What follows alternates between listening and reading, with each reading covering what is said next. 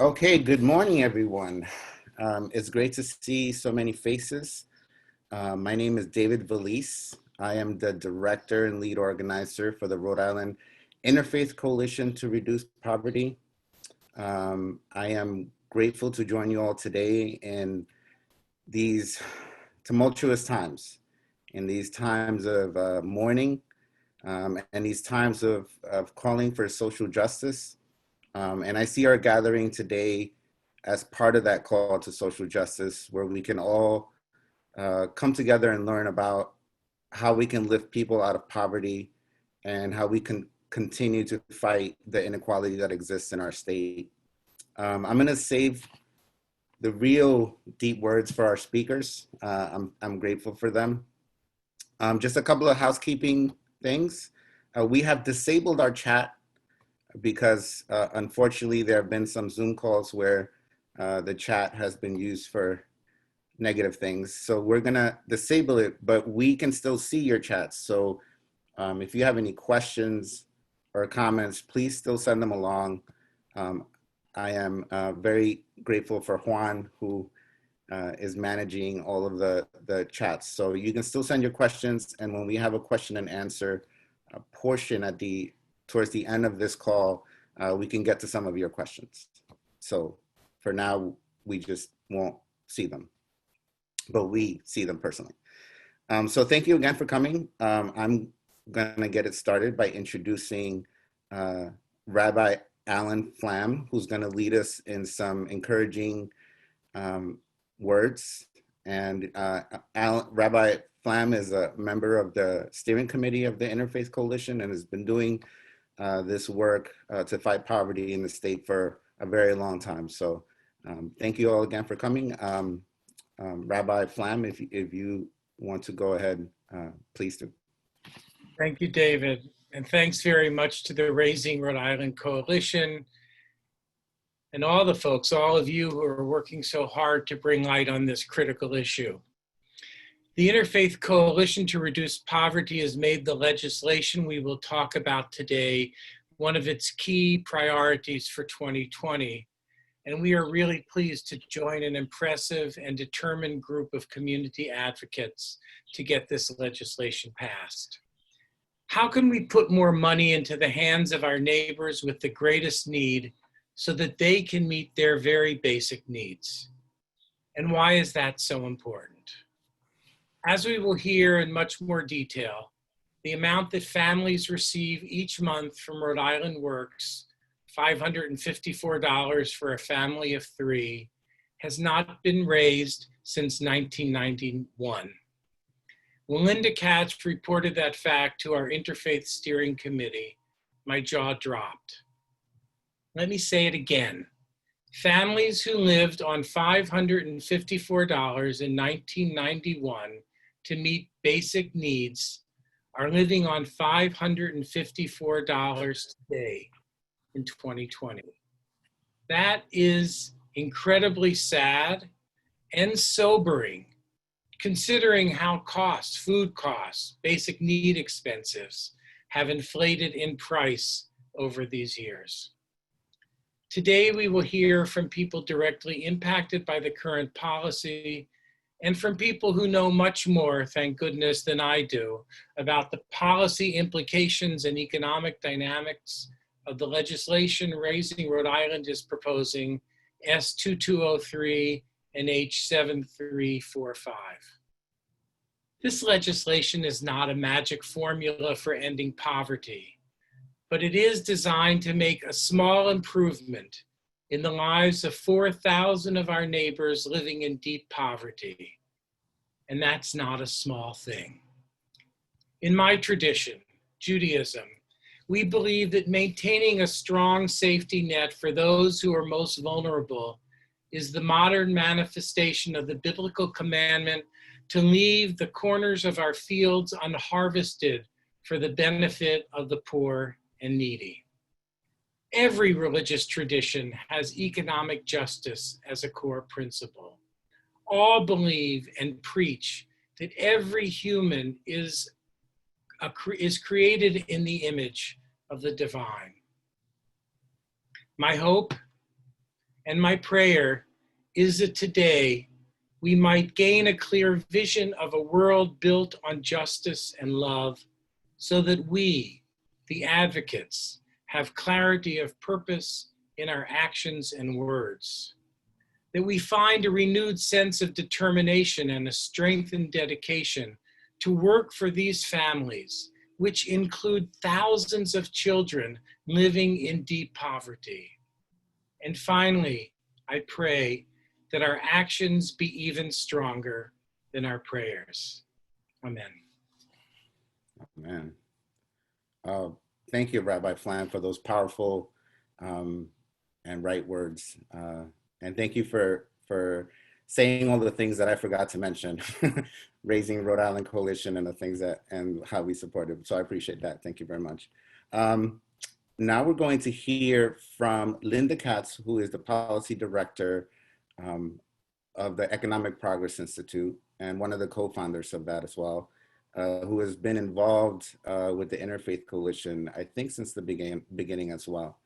And she is the expert and the person that we look to know about these things. So Linda?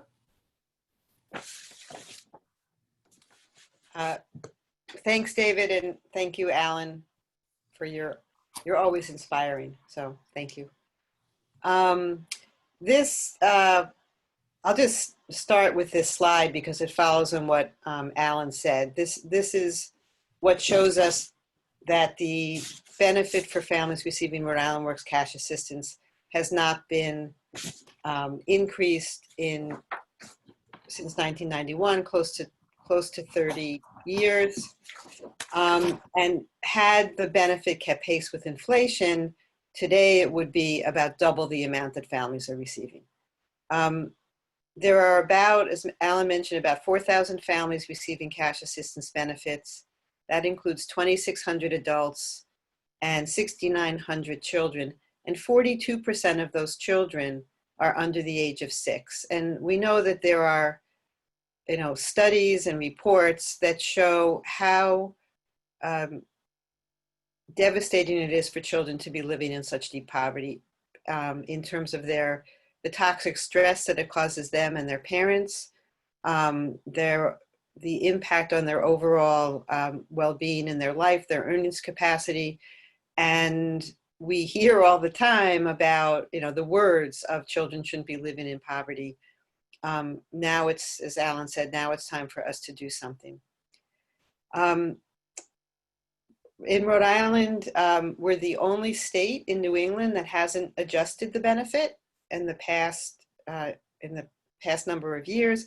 And as you can see from this chart, we currently have the lowest benefit rate in New England, falling behind Massachusetts and Connecticut, are two neighboring states.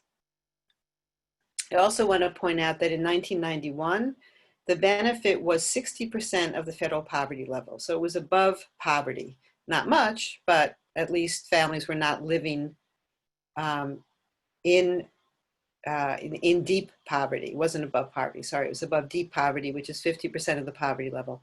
Today, the benefit is 30% of the federal poverty level. And that has two impacts, not only the impact on the children and their parents and their grandparents who are caring for them in terms of their daily well-being, but it also means that we're not providing benefits to low-income families between 30% and 50% of the poverty level, for example, who would not only benefit from receiving a little bit of cash assistance to help them out. So if the benefit level were higher, more people would be eligible. It's about the money, but it's also about the fact that the Rhode Island Works program is a specialized workforce door for parents, because it recognizes that in order for parents to gain skills that they need to move into the workforce, which is the goal of Rhode Island Works, they need childcare. So childcare is provided. And many of the parents have limited work history or limited job skills or don't speak English as their first language. So the Rhode Island Works program is much better designed as a workforce development door and is course, as Tanya will talk to us about, it also recognizes that some women are coming to Rhode Island Works escaping domestic violence, and this would provide more of an open door for many more women. Alan mentioned the $5.54 a month, and that translates into $6 per person per day, which is really shocking. What the campaign is proposing, and Labrina will talk a little bit more about this and how to get involved, is to raise that benefit from 30% of the poverty level to 50% over the next 2 years. And then after that to index to inflation so that we could help keep children and families out of deep poverty. It's almost an embarrassing goal to say that we're trying to just lift families out of deep poverty as opposed to out of poverty altogether. But sadly, going to poverty would be too big of a leap. The second thing that we're looking to do through this campaign, currently families receiving Rhode Island Works get a one-time payment of $30 for the year for clothing for their children, but it's only provided to school-age children, ages 4 and up. The governor's budget proposes to increase the annual allowance from 30 to 100, but we think it should be provided to all children in the family, because as we like to say, toddlers need clothes too. I'll just mention, you may have heard, if you listen to the governor's briefings, the state is giving Rhode Island Works families now a one-time payment as a result of the COVID crisis equal to 1 month of their benefit amount. So a family of 3 on June 19th will be receiving an additional $554. That's helpful. That's a 2020 budget expenditure. We need to make sure that in 2021, we continue to support the most challenged families. What would that mean in terms of benefit for the family? So if we go to the next slide. Currently, a family of 3 is receiving $554 a month, which is 30% of the poverty level. They also receive $504 in SNAP benefits, which is the maximum amount of SNAP, for a total income of a little over $1,000. If our plan goes into effect beginning in October of 2020, the benefit level would raise to $724 or 40% of the poverty level. Same amount of SNAP, because even with that increase in cash, it's not enough to impact the SNAP benefit. So the family would have an additional about $200 a year. Again, we're not asking for much, but every little bit helps. So where would the money come from? Rhode Island receives a federal block grant called TANF of $96 million. We spend about 21 million of that 96, or less than 25%, on direct support for families. The rest of that money, the federal money, some of it goes to DCYF, about $7 million. And the largest part actually goes for childcare, $38 million. And that's for working families as well as families receiving cash assistance. Nothing wrong with wanting to support subsidized childcare. In fact, we strongly support that at EPI, as I'm sure everybody on the call does. But the problem is that we don't spend any general revenue funds on the cash benefit, and we spend the minimum that we are allowed to under federal law on the child care program.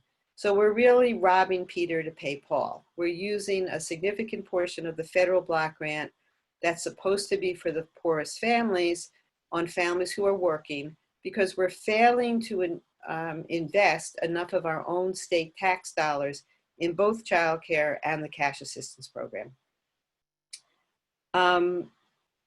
That's, unless I have another slide, those are the facts I have to present to you as way of background before we hear from the real experts coming up next.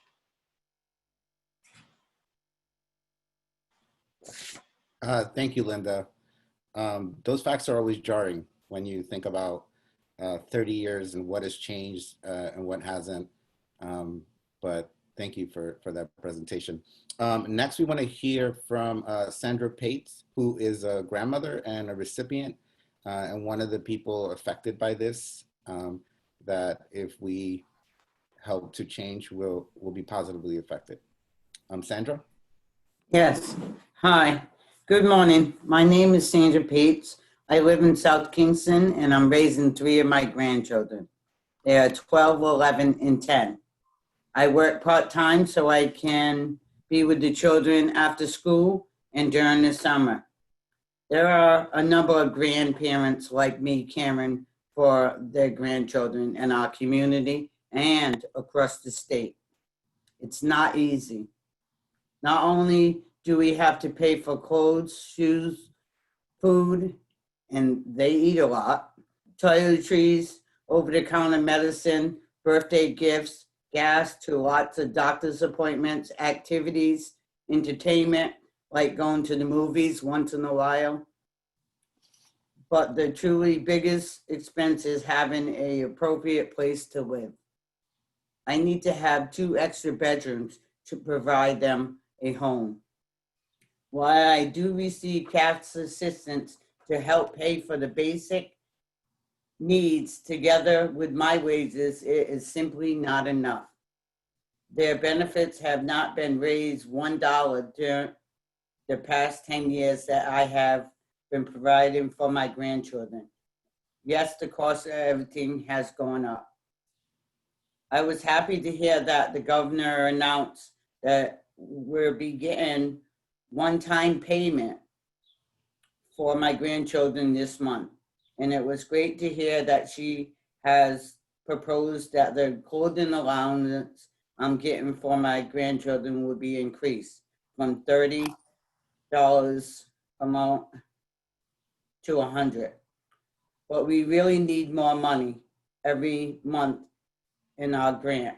It would be wonderful for all of us grandparents who are raising our grandchildren to get a little raise so we can keep taking care of our grandkids without such a struggle. Thank you. Thank you so much, Sandra, for your story and for sharing your story with us. And God bless grandparents. Definitely, I think is overlooked sometimes, and how much grandparents play a role. And I don't know, I feel blessed to be able to say God bless grandparents on a Zoom call. I don't know, that just my part. But thank you, Sandra. As we all know, this issue, raising people out of poverty, is connected to a lot of issues. I think a lot of us who are working in this field, a lot of us who are just here as faith leaders, as advocates who are working to make life a little better for other people, know that sometimes issues connect. And I think next coming up, we're going to hear about that. Let me introduce Tanya Harris, who is the Executive Director of the Rhode Island Coalition Against Domestic Violence, who will let us know how the Rhode Island Works program and the domestic violence fits together. Tanya? Thank you, David, and good morning, everyone. My name is Tanya Harris, and I'm the Executive Director of the Rhode Island Coalition Against Domestic Violence. And thank you to the Interfaith Coalition and Raising Rhode Island Coalition for putting this Faith to Action event together. I'm so happy to be here joining all of you today and to be part of this conversation about how crucial the campaign to raise the Rhode Island Works cash benefit amount is for Rhode Island families. For the past several months, our community and world have been navigating through such heavy times with the murders of George Floyd, Breonna Taylor, the recent over the weekend, and so many others. These acts of violence are reminders of the centuries of systematic racism and oppression, which create an unequal playing field, condemning many to poverty. And we're also living with through this global health pandemic, which has taken the lives of so many across the globe and here in our own state.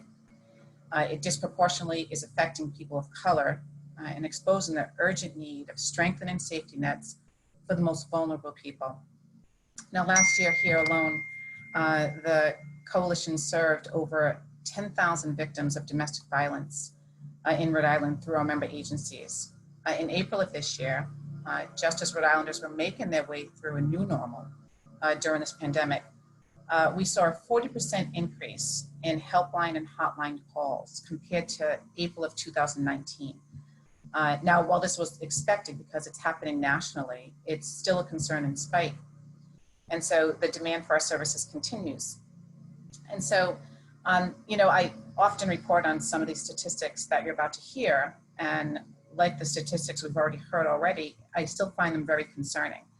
That nationally, 1 in 4 women and 1 in 7 men in the United States report experiencing severe physical violence from an intimate partner in their lifetime.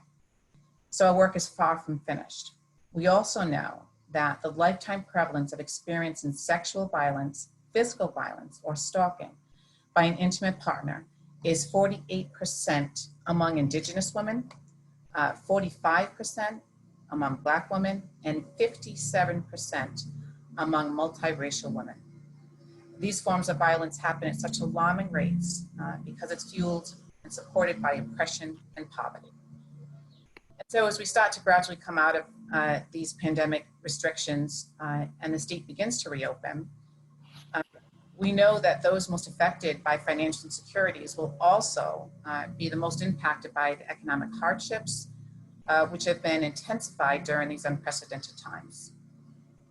The barriers survivors face have also been magnified. 99% of survivors report experiencing financial abuse. And many survivors were struggling financially before the pandemic, struggling in the pandemic, and will certainly struggle after the pandemic. Now survivors may no longer be receiving paychecks. They may be relying on their abuser's income for their families. Survivors may be stuck in unsafe homes with shelter in place. Home is not a safe place for a victim of domestic violence. And in part, this is because of the lack of affordable housing options in Rhode Island, or because their finances are controlled by their abuser. And during this public health pandemic, abusers may be using COVID-19 as a way to further control, have the control over survivors by telling them it's not safe to go outside. They may get sick if they leave the house to go to work or to receive their paychecks, to see their support network or access to healthcare. And so this is another way that abusers intimidate and use a fear tactic for keeping control over their victims. So long after the pandemic threat is past us, survivors of domestic violence and their families will be navigating through long-term effects to their healthcare, to safety, and their well-being. And financial insecurities are just one of the barriers survivors will face and will have to overcome. And though domestic violence affects all people, regardless of zip code, education, socioeconomic status, the burden of domestic violence weighs heavily on survivors who are also experiencing poverty and oppression. And so these are just some of the ways and some of the reasons why the Rhode Island Coalition Against Domestic Violence supports a campaign to raise the Rhode Island Works cash benefit amount for Rhode Island families. The Rhode Island Work Cash Benefit Program is a lifeline for survivors of domestic violence, using this assistance to survive while they seek safety for themselves and the children. For me, myself, when I was a child, it was programs like this that helped my family through very financial difficult times. And so I know personally the difference a helping hand up can make in people's lives. It's alarming to me, and these have already been stated, but I think it's worth repeating, that the amount that my family received a little more than 3 decades ago is almost exactly the same amount that people are receiving today. As Rhode Island is the only state in New England that has not raised the amount of cash benefits in 30 years. The beneficiaries of this program are forced to live on a budget of $6 a day, and this is outrageous. $6 a day is just not enough. We cannot continue setting up the people who need the fund the most for financial hardships and deep, deep poverty. We must do better. We must raise the amount of money provided through safety, social nets to keep up with inflation, as we saw in the slides. The cost of living continues to rise. Survivors know this all too well, and so should the assistance we provide them. The need for increased benefits is urgent, and this need will only heighten in the coming months. We cannot end domestic violence without interrupting these kinds of systems that prevent all of us from thriving, especially those disproportionately impacted by violence. We just simply must do better. Thank you so much. Thank you so much, Tanya. That was really powerful, and a real connection on how poverty and not having enough resources impacts a lot of different things in your life. Definitely violence. So thank you for being here. So we've heard a layout of the campaign, and now I'm going to turn it over to Labrina Almeida, who's going to give us some action steps. What can we do? How can we get connected, and what can we change? Labrina, sorry. Good morning, everyone. Thank you for listening to all of us so far. And my goal is to, after having all of our wonderful speakers, Linda, Sandra, and Tanya, give us background and, speak to the core reasons of why this is so important. I know that we can all feel really weighty in that moment and in the realization of what this means for people. And so my goal is to remind us that this event is faith in action. And so we don't have to, just feel that weight of what it is, but also feel the excitement of what it means to work towards making some change in these systems. So after all that, let me pull up some slides for you here so that we can talk about what our faith in action can look like today. So bear with me. We are switching the slides around here. Look, you're getting a flashback at what you saw earlier. So how we can help our voices be heard today is to get involved in this Raising Rhode Island 3-step targeted action. And so ideally, if we think to when Linda was talking about the steps that the issues that we're focusing on right now, being the monthly benefit amount that needs to be increased and the clothing allowance that needs to be increased. So the benefit amount will go from 30% of the federal poverty level to 50% of the federal poverty level. And then the clothing allowance is $30 a year right now. And so we're trying to get that up to $100 and make sure that all children are able to receive that. So we really need our elected officials and those with just a bit more power than us in the state to be able to understand these issues and know that we all care about them. So the first step, everyone will call Governor Raimondo. And so you'll really just mention the things that I just mentioned in terms of the 2 goals. About shortly after this Zoom ends, you will receive both the slides and a brief information that will have sort of a script, if you will, on what you can say either in an email or in a phone call to these folks. So don't feel alarmed, like you have to remember everything that was said. And then the second call or email, whichever is most comfortable for you, will be to target the House. And so most folks will call House Speaker Mattiello. And if you're in Cranston, please be sure to let him or his constituency office know that. And if you're in Newport, instead of calling House Speaker Mattiello, please call Chairman Abney and let him know that you're in Newport as well, so that you can be sure to get your voice heard and so that folks can know we are broad. And then the third step, again, call or email, is to speak to leadership in the Senate. And so most folks will call leader of the Senate, Dominic Ruggiero. But if you're in Pawtucket or East Providence, please call Finance Chairman Comley and let him know, again, you're in Pawtucket or East Providence. So when you get the email shortly after this call, you will see this advocacy contact guide that will have everyone's information, so each of the different speakers, each of the different legislators and officials, And, you know, definitely feel free to be comfortable calling people. They are there for us. So don't hesitate to call or send an email. And please, if you can, try to make time for this today. We're rather early in the day, so the constituency offices are open. You know, I've called all the numbers. You will get someone. So please do remember to take our faith and turn it into action. Thank you, Labrina, so much for that. We are very excited to get people to sign on to this campaign and to take action. Before I bring up our next speaker, I just want to remind everyone, if you have a question, to just type it into the chat box and we will get that question.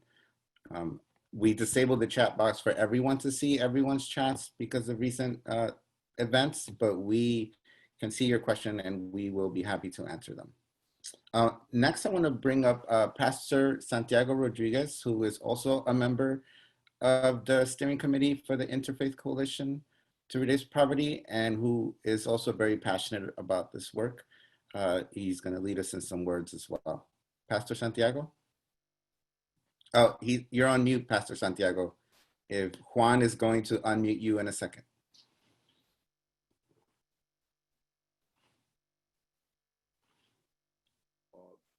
David. There you go. Thank you, Pastor Santiago. Go ahead. All right. Thank you, David. And greetings to everyone.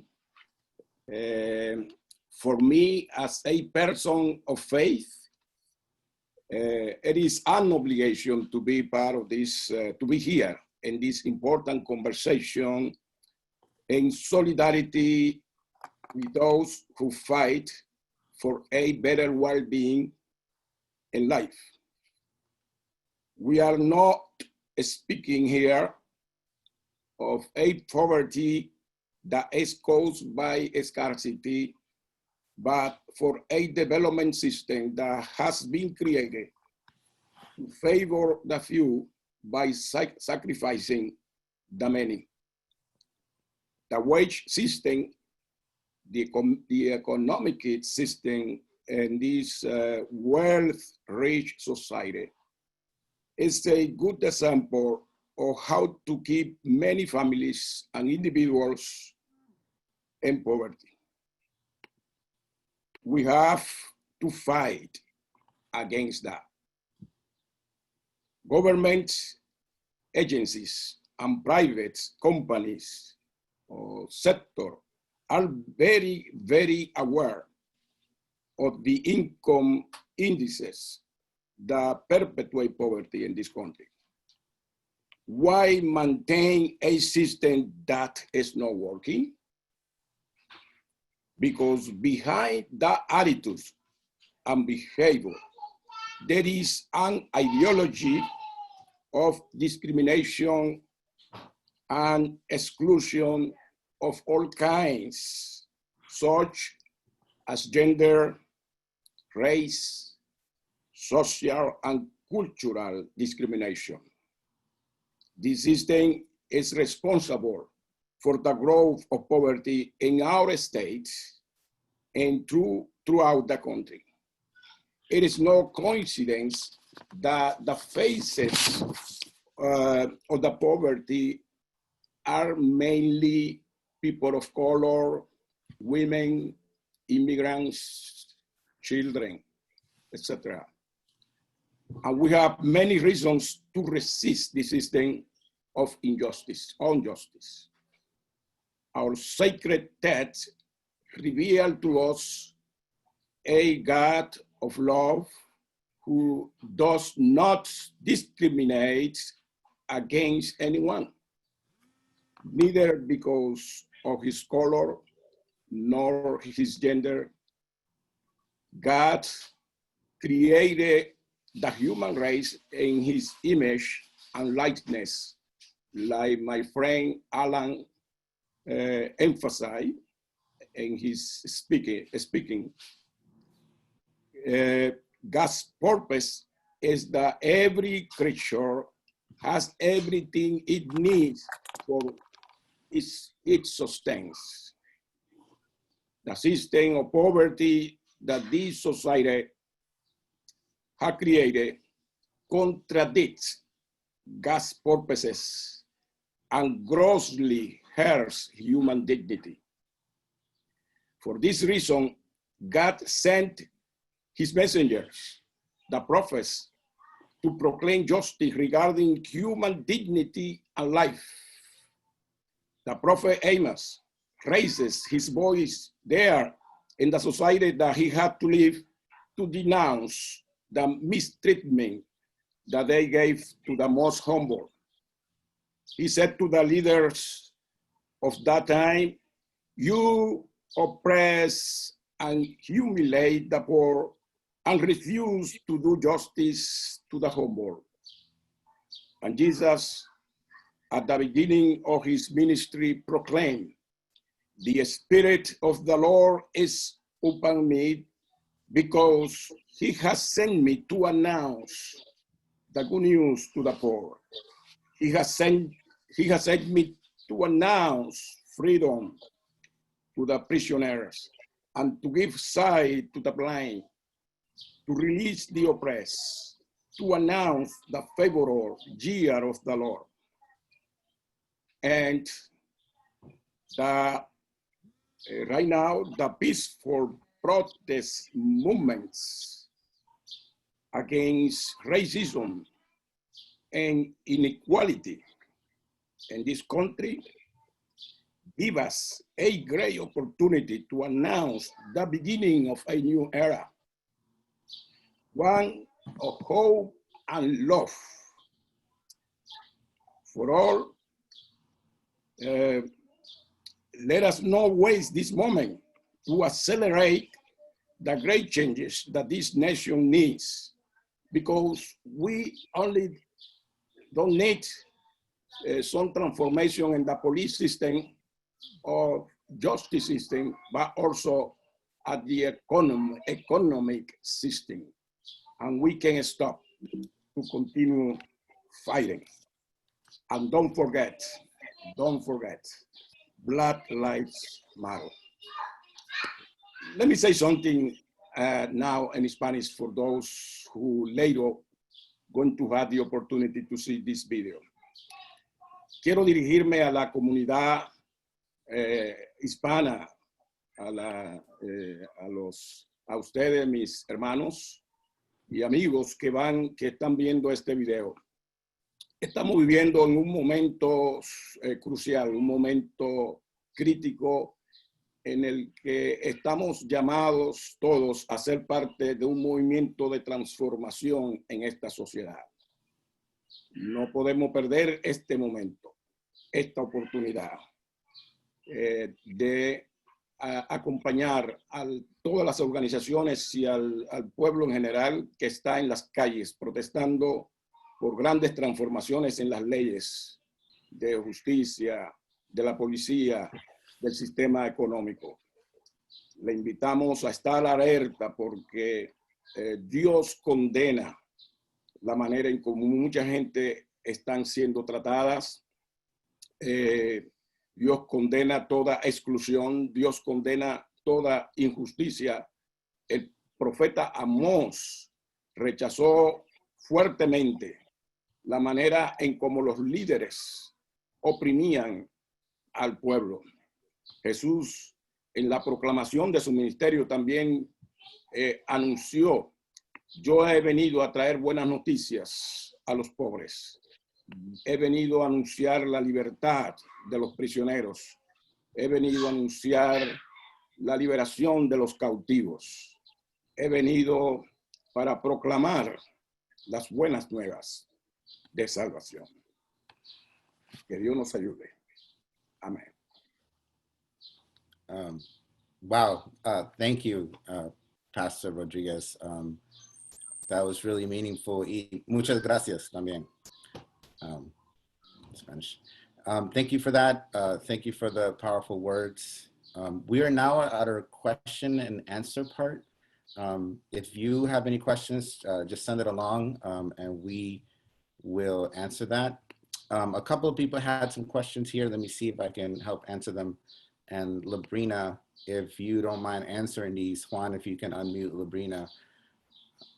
We have a question here. If you could just go over again what we're going to email people right after the call. So like the email links and the action items. Yes. So you will get to the same email that you signed up to this Zoom call with, a description of what we talked about. But the primary things that we want to talk about are increasing the benefit amount, which is a bill, and you will have bill numbers again that are in that description, increasing the monthly benefit amount for families receiving Rhode Island Works, and then increasing the clothing allowance and allowing that to be accessible for all children of all ages. Thank you. And Linda, I have a question for you. Juan, if you could unmute Linda. Juan is our gatekeeper. He's the one that gives us voices. Linda, is there an organizational sign-on letter that faith groups themselves can sign on together? Stephanie Haig from the Jewish Alliance asked that if we could pass that around as well.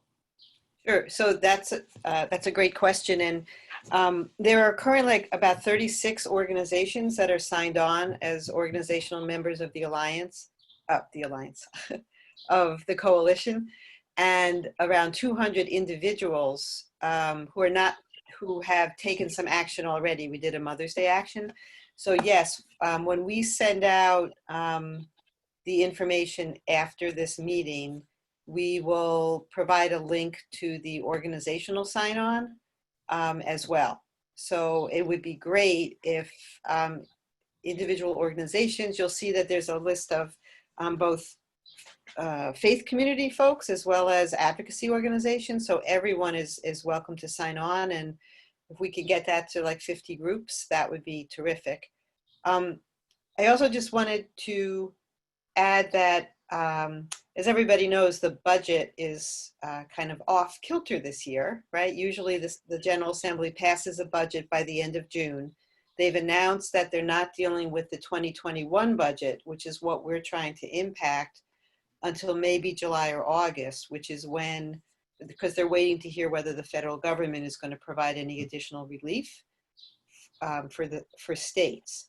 So we have time to continue to try to influence what comes out in the budget. And as both Labrina and Alan Flam mentioned, we started with bills to try to get the benefit level up, a bill in the House and a bill in the Senate. But the ask now will be to incorporate those bills into the budget. So basically that the budget itself would include a change to the law to say that the benefit will be increased. And additionally, that there will be an item in the budget that allows for the increase in the clothing allowance. So we're all focused on trying to get this to come out through the budget, which is why, in addition to the governor, the speaker, and the president, we want to try to give input from constituents to the House and Senate finance chairs, because those 5 people will be making the decision about what comes out in the budget.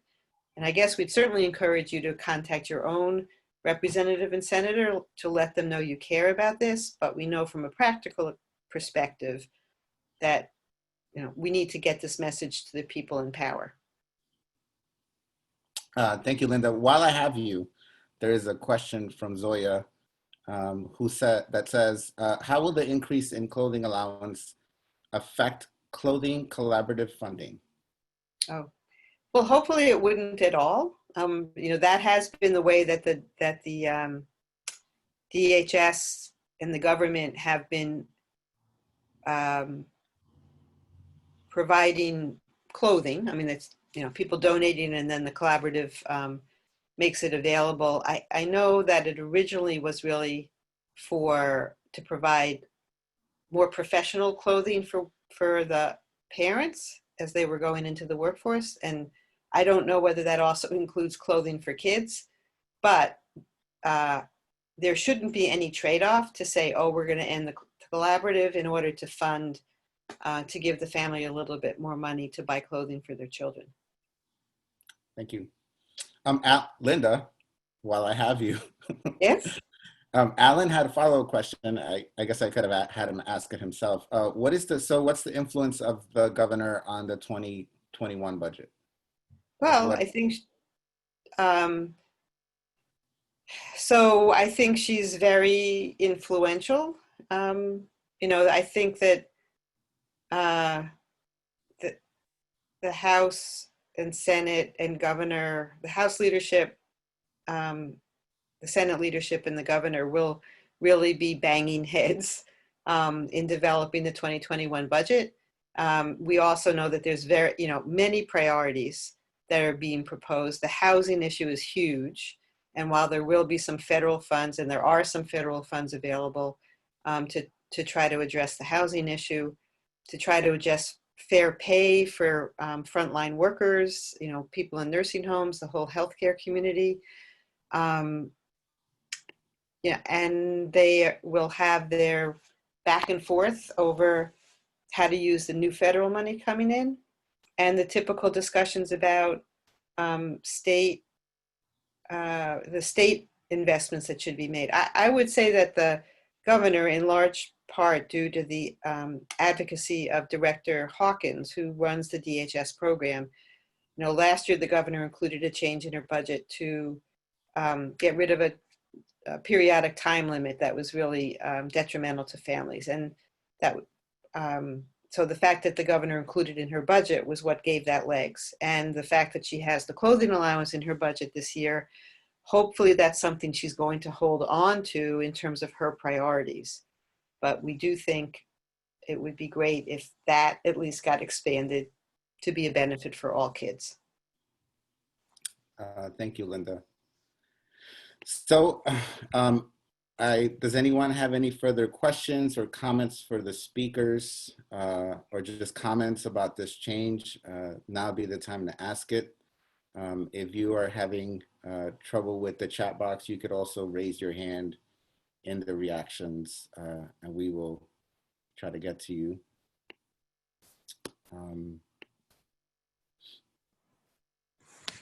Oh, Maxine has a question. Juan, can we let Maxine ask the question live? She is one of our oldest steering committee members. Not that you're old, Maxine, that's not what I meant. I meant your support in joining us. I wasn't saying anything about your age. Okay. Blessings, Maxine, thank you for being with us. Please go ahead. Thank you. I think it's an honor to be one of the oldest steering committee members for all these years, since 2008. I think I don't have a question. I just have a please do something. I think it's unbelievable that in our state that we have not raised the $554 for more than 30 years per month. Can you imagine any of us living on that? So during this time of social distancing, when so many of us are home, we urge you, please send this to your base. Send the information we have and implore them to please call our elected officials. This is the time to really remember our people living in deep poverty, and once and for all, we need to help them. Thank you. Thank you, Maxine. I can't wait to the day that we are all able to see each other in person. But thank you for those words. We have two more questions that came in. We have a question from Caroline Winter, who says, where will money for increasing the Rhode Island benefit and clothing allowance come from, in addition to the federal block grants? Linda, Labrina, I guess I'm looking at you. Sure. Well, as the budget is a statement of our priorities, and how we spend the tax revenue that we all pay in, our own state taxes, is a matter of priorities. And as I mentioned, the Rhode Island Works program does not include any state general revenue to support these families, and it hasn't since 2010.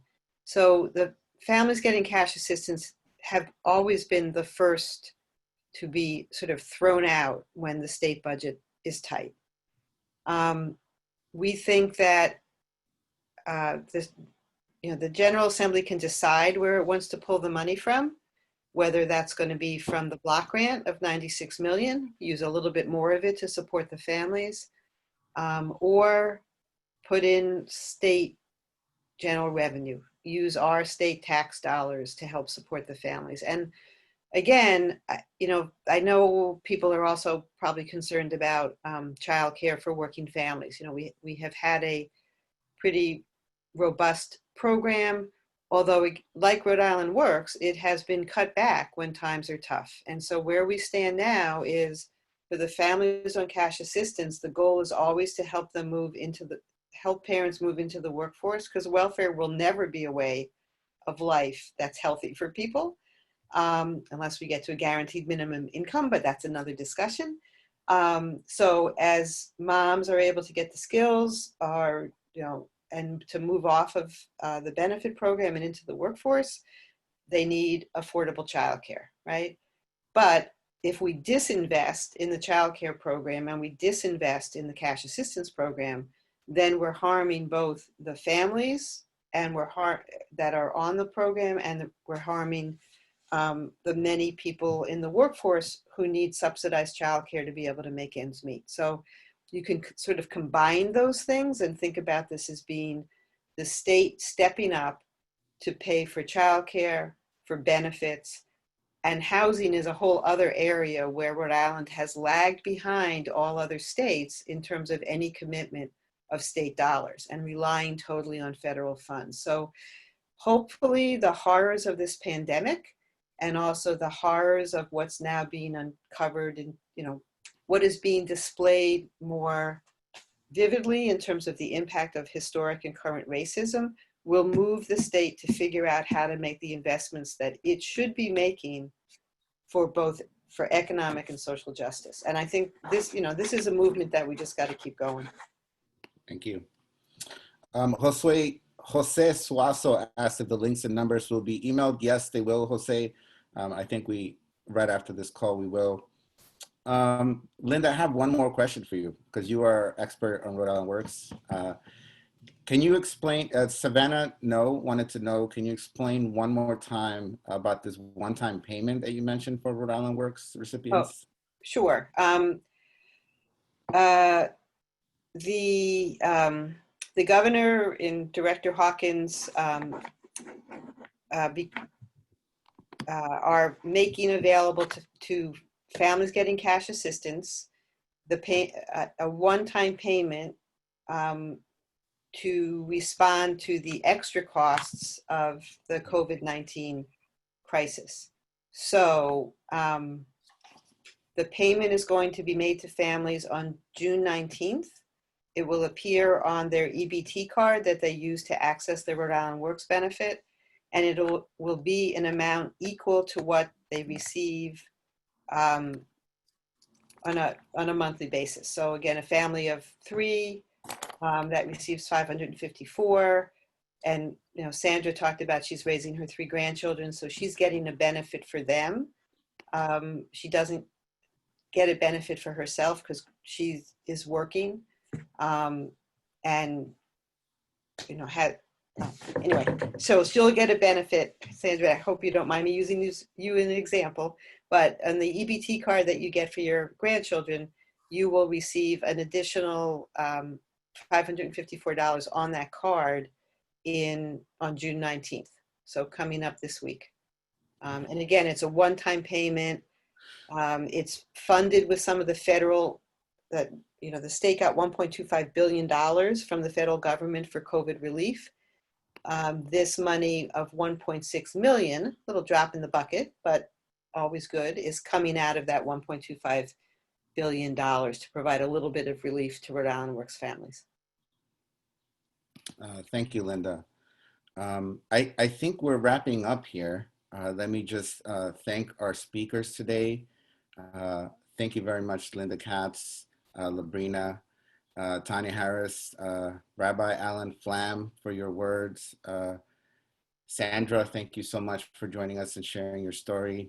Pastor Santiago, it's always great to have you on. Thank you, Juan, for managing. Juan also works at EPI. So we at the Rhode Island Interfaith Coalition to Reduce Poverty are really blessed and happy to support the Raising Rhode Island Coalition to raise the Rhode Island Works amount that that people get through the Rhode Island Works program. And I just kind of want to leave you with these thoughts.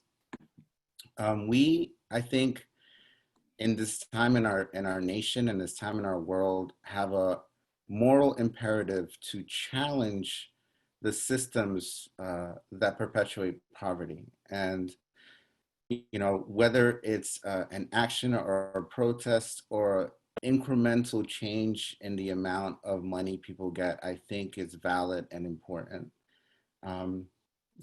We've heard this saying all the time about it's not only important to feed the poor, but it's also important to help the poor feed themselves and to get to the position where they can. For me and for a lot of us in the coalition, our faith and our belief in something bigger than ourselves is connected to us wanting to help people.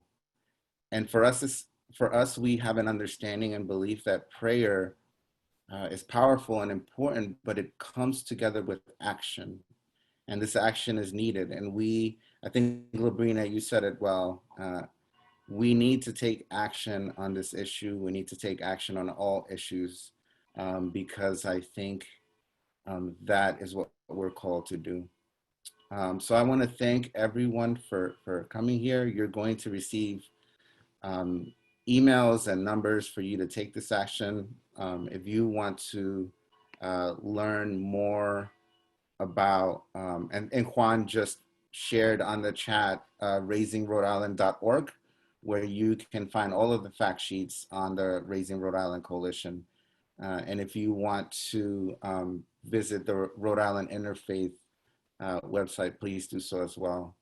So thank you all for joining us for this conversation. This is going to be just one step in all the work that we all have to do, but I look forward to working with all of you to get this passed. And thank you, Linda, again, for all of your knowledge.